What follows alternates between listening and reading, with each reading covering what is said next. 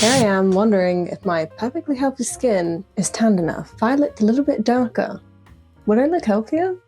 Pretty weird concept, right? What is making us think that? Just a quick note, I know the beauty standards around skin colour have a much bigger history, including colorism and racism, all of which deserves a very important conversation, one that I do not feel I have the knowledge to give. But today I'm focusing on my personal experience and what psychology has to say about fake tan, which I'm really hoping that if you click this video, you'll have some curiosity about. It's not really marketed like, hey, use this if you feel like it. And for that reason, the psychology is quite fascinating. Products like this get pushed as a must-have, not like makeup, not like skincare, but as basic maintenance. A little bit like brushing your teeth, but with glitter. This is known as essentialation. Brands will frame their product as something that seems like self-care, like your routine's not complete without it. And then you get the social proof. An ad will often imply that you won't fit in unless you do it. Everyone's doing it. Do you want to be the only one that looks dull? The first time I bought fake tan, I just thought, well, maybe I do look kind of pale next to everyone else. Suddenly I'm 12 pounds down and I'm orange for the weekend.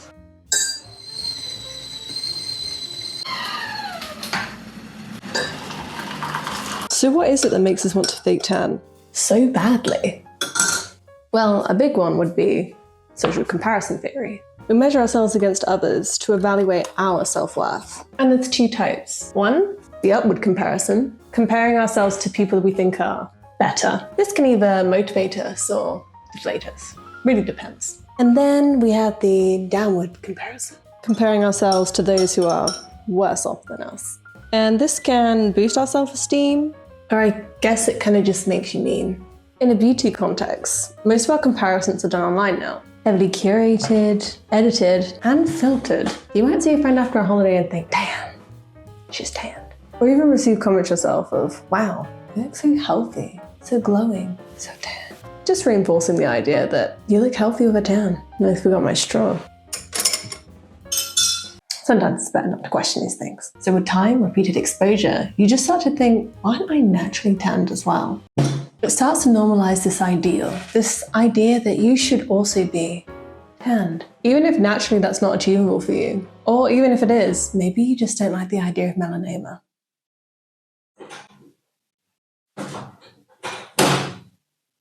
Well, that was mildly terrifying. You might say it's as though it's not even a homegrown idea.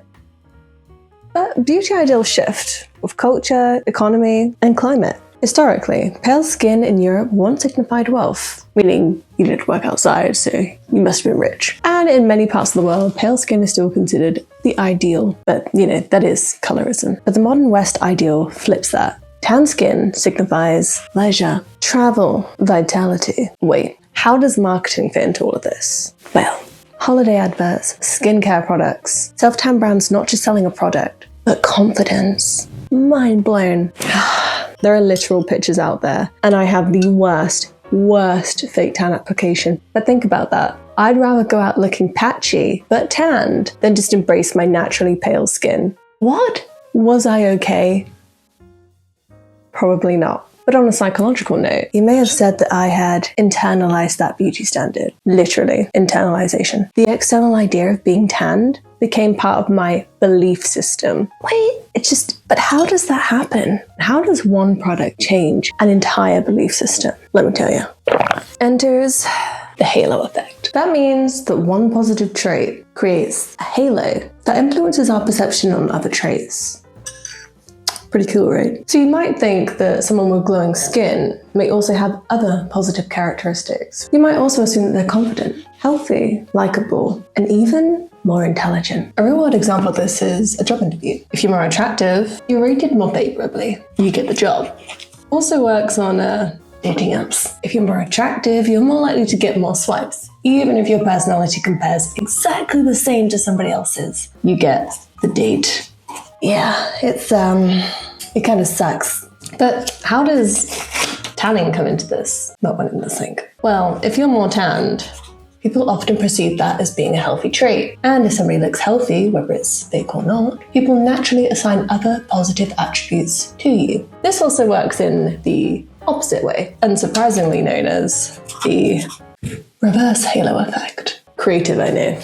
Oh, Professor Dirk is at the door. Hello, good sir. But what does that even mean? Well, that might mean, hey, that if you don't fit in, or pale in this case, it can lead to unfair negative assumptions. Wait, so if I fake tan, people will like me, and if I don't fake tan, people won't? Maybe. I don't know. And that's the end of this video. Got ya. Alright, but the point being, our brains have evolved to seek social belonging. And sadly, appearance is one of the fastest and first signals that people see.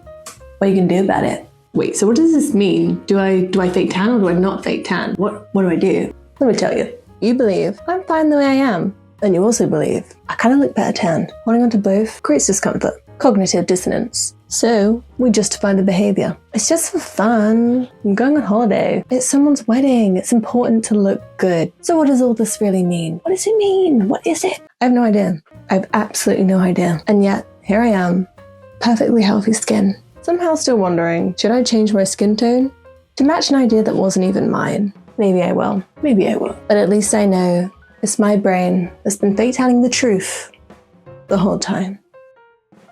Look at his fancy paws.